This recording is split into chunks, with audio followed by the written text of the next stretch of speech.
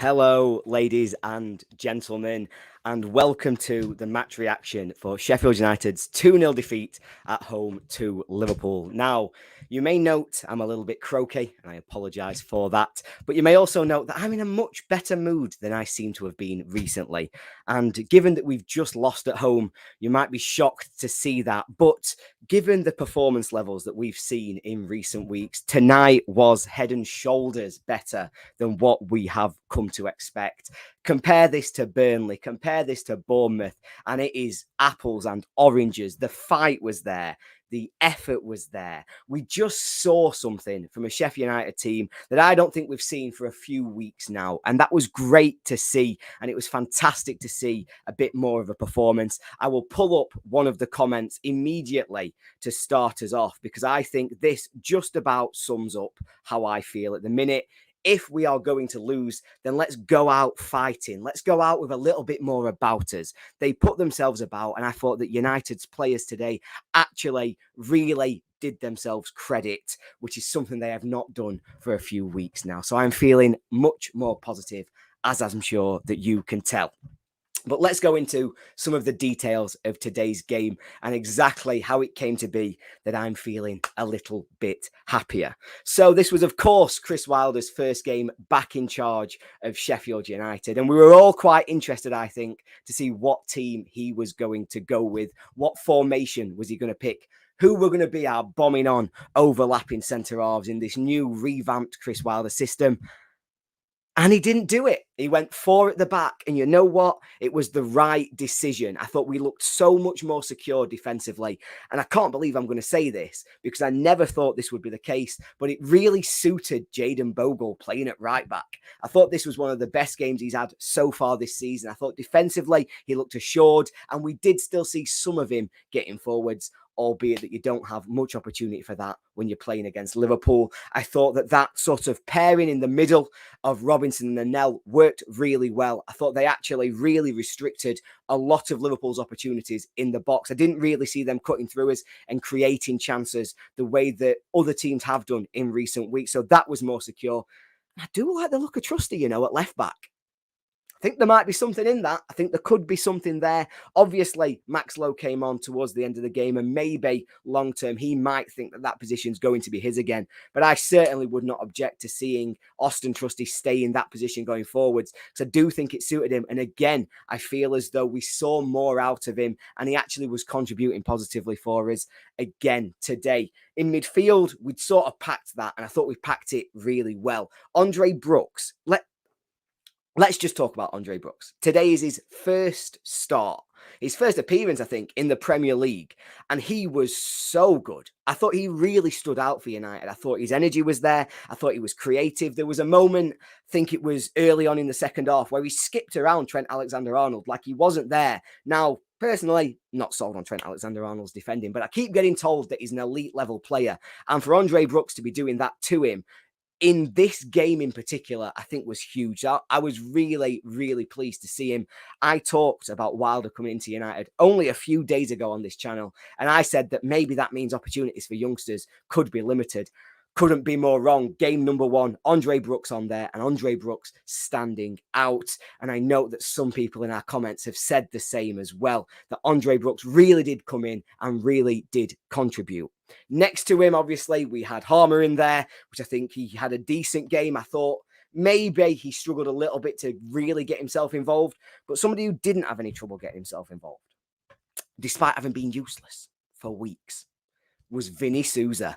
I thought today was possibly his best game of the season so far. I thought we saw him winning tackles. I thought we saw him contributing physically in a way that we really expected from him at the start of the season and that we haven't seen so far. Again, I'll start to come to some of our comments. Souza, man of the match, because I thought he did stand out today. Now, for me, I am going to give man of the match from my perspective to Andre Brooks, because I think for that performance in a game like today, that was huge from him. And I thought he really deserves that recognition. But I do think that Vinny Souza had a really good game and got really involved. And that's something that we've been crying out for. And it was great to see that from him. Further forwards, we've got McAtee, who I thought had a decent game today. I thought he played one pass in particular that was an absolute peach. He played a beauty through for Cameron Archer, and that really could have been a difference maker in terms of United getting back into the game if Archer had been able to find himself in position to take the shot on and to really try and put pressure on Kelleher, who I don't think had loads to do, albeit I did think United got some really promising opportunities. I thought Asula puts himself about. I thought the physicality, I thought his speed makes a difference. I do think that he's coming on every game now. I think he's getting better as this season goes on. I thought he made an impact when he came on as a sub against Bournemouth. I thought he was maybe the only bright spark in that game. I thought against Burnley last week, he tried his best to contribute, albeit in the second half that was already written off. And tonight, I thought he did well. I thought he did come into that game, and I thought he really made a difference. And then Cameron Archer, I don't know what to say about Cameron Archer, because on one hand, that was the most involved. That was the most running. It was the most physicality we've seen from Cameron Archer. He got himself stuck into the game. He really did put himself about, create chances. We saw him taking players on. We saw him doing things and being involved in play that we've not seen at all season. But what we have seen from him the rest of the season is whenever he's got the ball, he's had a shot. And today, the chances, he had 2, 3 maybe, where he was bearing down on goal with the ball on his left foot, and he was too slow. He was trying to cut inside. He was trying to wait for the perfect opportunity, when maybe just taking the shot on, just having a go would have made a difference. I don't want to be negative towards him. I thought he was good today. I do think his involvement, his wider play really was good. And like I say, I think in terms of that wider contribution to a performance, it was maybe his best game for United. But as Doug says, why, oh, why did he just not shoot when the opportunity came? I referenced it before. McAtee did fantastic.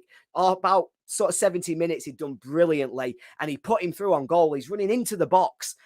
And you thought, this is it. This is the moment. We've paid 20 million quid for this moment.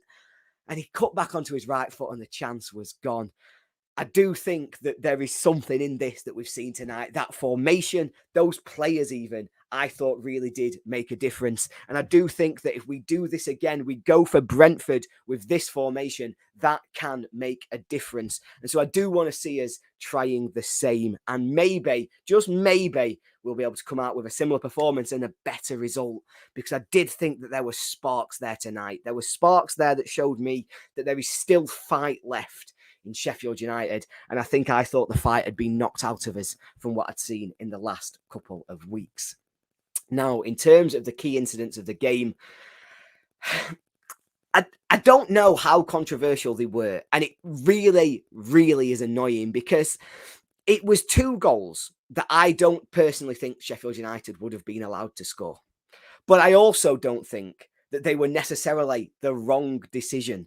And it sounds really contradictory to say that statement. And I want to try and explain what I mean so that people can picture where I'm coming from. But if it's the other way around, and Virgil van Dijk and Anel are going against each other off a United corner, and Virgil van Dijk ends up on his back, and Anel's unmarked to knock it into an empty net,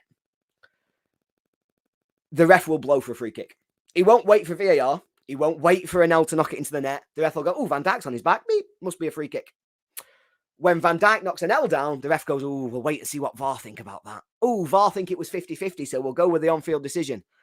Okay, it's probably, it would have been soft probably if you give it. It's maybe not a foul, but I want consistency. I want to know that if we did the same, we'd have the same outcome. And I don't think that's the case. And I think the same for the second goal, where, again, it's probably a great tackle. I've seen it being praised by people like, you know, them sort of banter accounts like Lad Bible or whoever they are.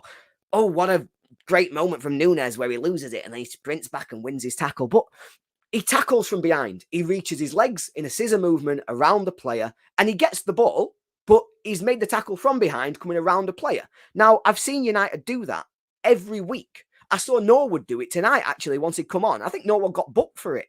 Like, it's similar scenarios where they get the benefit of the doubt and we don't get the benefit of the doubt. We wouldn't have been allowed to score either of those goals. They're the things that really annoy me. And I'm not saying that they're drastic errors. They won't be called out on Match of the Day. They won't be called out by Sky. But they are errors. And they are moments that decide games like this when we'd been so much better. But ultimately, we gave away so many corners. I think Liverpool have had 12 corners tonight. And we did feel in first half it was corner after corner. And we were defending them well. But there was always a chance that they were going to get one off a corner. They're big, they're strong, they're physical. They've got a great delivery into the box.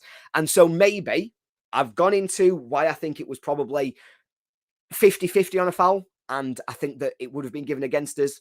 It wasn't given for us.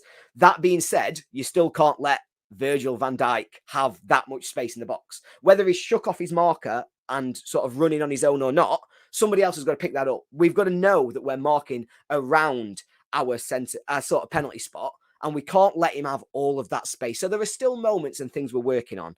But the things that I think were so much better were fight, were effort. And I think that does make such a difference. That's what I wanted to see from Sheffield United. Everything else will come with time. With tactics, you're not going to have a massive impact in 24, 48 hours. You're not going to fundamentally change a football team in terms of how they play, in terms of patterns of play, in terms of how you're going to build and create attacks.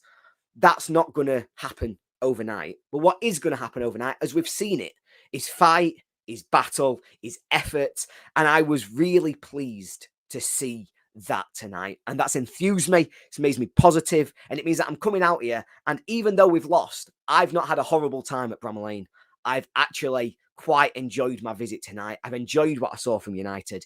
And if we see that more going forwards, then I do think that we've got some positives. Now, I will come to the comments because we are picking up quite a few and similar lines. This one here from Tom Higgins. Sorry, a bit of a lag in terms of when that came up. Didn't expect a result, but the passion and structure is a small win on the way to better things.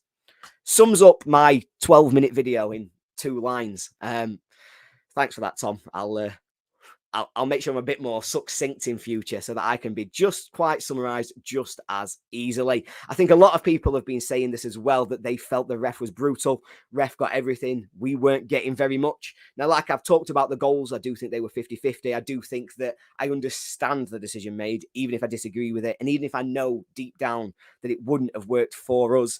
I do think that generally in the game, though, there were some moments where, again, they're not big errors. They're not moments that I think are game defining, but they change the momentum, just little moments here and there. Whenever, I think it was late on, Traore's gone up for a header. And literally, you saw Konate with 2 hands around him, just shove him forwards. And the ref, no, play on. Was no scenario where we get to play on if our defender does that. It frustrates me that they get to play a different set of rules to us. But again, I don't think it has dictated the result today. It's just really frustrating. Really, really frustrating.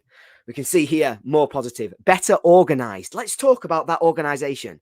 Let's talk about that defending that we saw today in comparison to what we've seen in recent weeks. I'm going to go back even as far as some of the games we won. Wolves, first half against Wolves at home. How many times did they manage to get through us? I think Hwang had a good chance first half. He then put one on a plate that Ait Nouri missed in terms of an open net. We got cut through and cut open by them in open play fairly regularly. We then talk about Brighton that we went away. We got a really fantastic point. But again, could have been 2 or 3 down in the first 10 or 15 minutes where Ansu Fati in particular was walking through us. There were nobody making tackles. There was nobody stopping their runner. There was nobody preventing them from getting into space behind us. Tonight, I can't think of many chances they've created in open play. A lot of them have come from corners. They've created a lot from set pieces in terms of just overloading our box and then using their height, using their physicality. Obviously, that's where the first goals come from. Wes made a fantastic save in the second half from an almost identical set piece where it's come in. Salah's had an effort and Wes did really, really well to tip it over the bar. But in actual play, they've not run through us and created chance after chance where we've ridden our luck. They've not passed it through us and made us look silly. There were a couple of moments where Liverpool's quality is going to stand out. You know, Núñez had a good chance second half. But they're individual moments. It wasn't a fundamental issue. We were organised and compact. The back four worked. It meant that they weren't cutting through as easy. It meant that we got bodies in midfield, which meant they didn't control the ball so easily. It meant they didn't have time and space constantly. We had an organised press so that when they did start to come over the halfway let them just continue to dictate play and just move us further and further and further back. We were organised, we were structured, and we had energy within our play. And that makes a huge difference. And it's things that we just wanted to see. Now, I'm going to come to this because this is a very good point, I think, based on tonight's performance, that I think is going to form a big part of the conversation that we have going forwards. Oil is a fantastic start, I have to say. My own phone autocorrects my name to Oil, so I wouldn't stress on that one too much. But no more room for Norwood, Fleck, McBurney and Osborne. We need to think about moving on. Now, I have to admit, I thought the balance of the midfield was right tonight. I still think we're not getting the most out of Harmer. We're maybe not getting him in his preferred position. We're not seeing him be at his best like what we saw him for Coventry. But maybe him being deeper next to Sousa is what brought the best out of Sousa. I do think that, personally, John Fleck, I have to agree. I don't think at the moment he's contributing enough to be a sort of consistent part of our team. I do think that we would expect him to be sort of maybe 5th, 6th choice to come into that midfield. We'd need injuries for him to be one of our starters. I think Osborne brings energy. I would have liked to see him maybe for the last 10 minutes tonight. I thought when Brooks went off, maybe instead of Fleck, I would have brought Osborne on. I thought his energy might have driven us forward, might have given us just a little bit more in terms of pressure, in terms of pushing our press onto Canate, onto Gomez, both of whom had mistakes in them. We saw that early on. So maybe I would have still involved Osborne. I'd keep him in and around the squad. Do think there's a place for him coming on, bringing his energy towards the end of games. Norwood, I think he's lost his place in the team.